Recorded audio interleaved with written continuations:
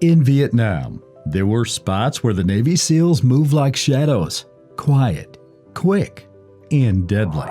These top-notch fighters really excelled in the thick of the jungle and on the wild rivers where most people struggle. In the swampy lowlands of the Mekong Delta and the thick underbrush, they were in a war that was hard to see, but everyone could feel it.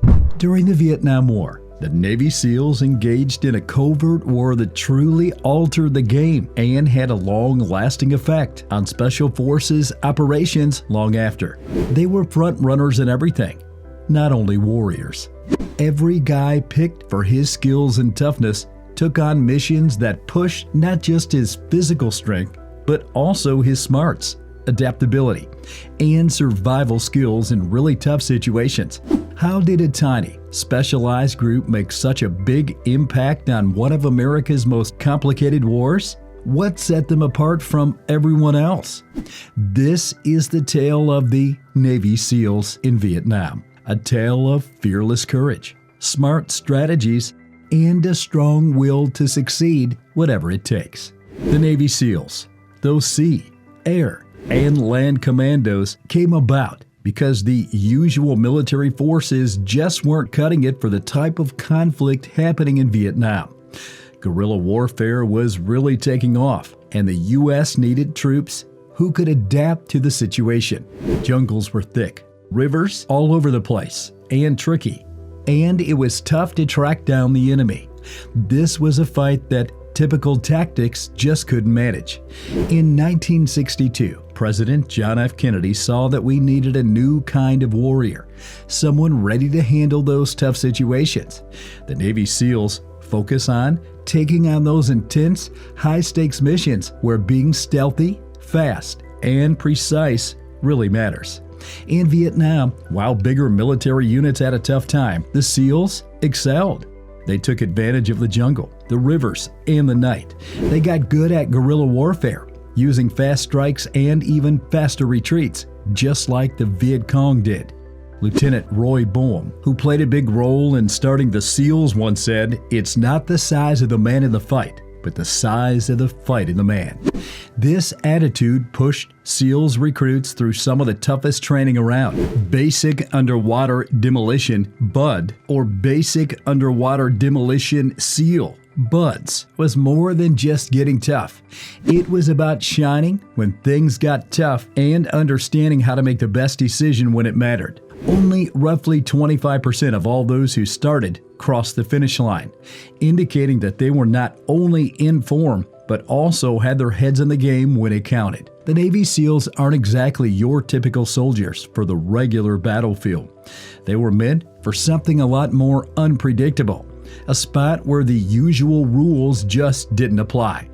Vietnam was the perfect spot to try out their unique warfare strategies. In this crazy and challenging conflict, SEALs had missions that required them to be spot on, flexible, and sneaky. No matter if they were in the thick of the jungles, by the risky riverbanks, or sneaking into enemy territory, you could always sense them around, even if you hardly ever spotted them. Working behind enemy lines, the SEALs had all kinds of missions, just like the different places they worked in. They shifted from setting up ambushes and gathering intel to executing daring raids on enemy bases, turning into these stealthy shadow warriors in Vietnam, silent and out of sight. They pulled it off by getting a good sense of the situation, figuring out how the enemy worked, and using that info to their advantage. Working in close, tiny teams, SEALs concentrated especially on hit-and-run strategies. They were fast, killing targets and then vanishing into the Mekong Delta's water or into the bush. They were quite adept at navigating the difficult terrain, dense forest, meandering rivers, and hard areas, which made them quite effective in a conflict when the enemy might vanish in an instant. For the SEALs, the jungle was more than just a place to fight.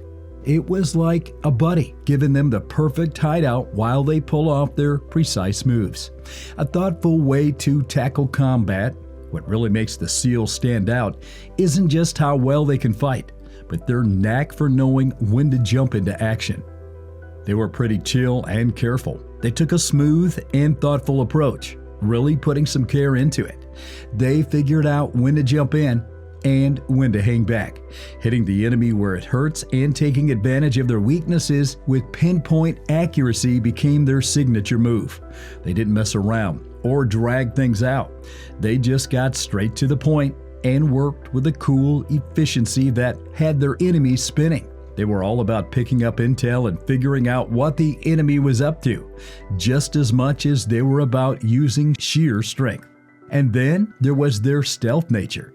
The SEALs got their quiet, strong moniker, the men with green faces from their reputation for being able to creep about, hit hard, and disappear fast.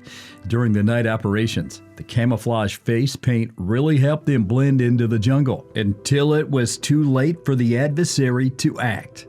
They were essentially invisible. To the Viet Cong, they weren't just soldiers. They were like ghosts, friendship in the dark. Even with all their skill and precision, the SEALs really leaned on something more important, their connection with each other. Working in teams of just 6, they navigated through enemy territory as if they were one unit, with each guy relying on the other for his safety. Veteran SEAL John Jack Lynch talked about the experience of moving through the darkness on night missions, saying it felt like walking into the lion's den. Every moment felt like a roll of dice. One wrong move could mess up the mission and put lives at risk, but the trust they had in each other kept them on their toes, disciplined, and focused. For the SEALs, every mission was more than just getting the job done. It was all about just getting by. It was about getting everyone back home. The bond between the team grew from facing challenges together, knowing that everyone had to be just as tough in their heads as they were in their bodies. The bond stuck around long after the war ended. The SEALs didn't just come back home as warriors, they came back as brothers. One of the most talked about but important missions the SEALs were involved in was the Operation Phoenix, a CIA-led effort aimed at breaking down the Viet Cong's political setup. The SEALs had the job of tracking down Viet Cong leaders, people who were mixed in with local communities and often looked just like regular civilians, moving stealthily at night. SEALs had to find their way through unfriendly villages where it was hard to tell who was on their side and who wasn't in the dim light. The Phoenix program struck the Viet Cong hard, which made planning and executing coordinating strikes difficult. Eliminating several important leaders upset their command structure, which made their functioning more difficult. Still, the operation had some less than perfect moments. Lots of suspected Viet Cong members were caught, and sadly, many of them, including civilians, didn't make it. For SEALs like Don Shipley, the war was anything but simple. War isn't just black and white. Shipley once said, "It's all about the gray, sometimes way too gray." Many SEALs carried the moral weight of these missions with them long after the fighting was over. The Phoenix program was smart in its strategy, but it definitely brought up some ethical concerns that still stick around. What do you do when the enemy is right there and everything gets confusing? How do you find the right balance between hitting hard and avoiding collateral damage? For a lot of people who took part, those questions were never really straightforward.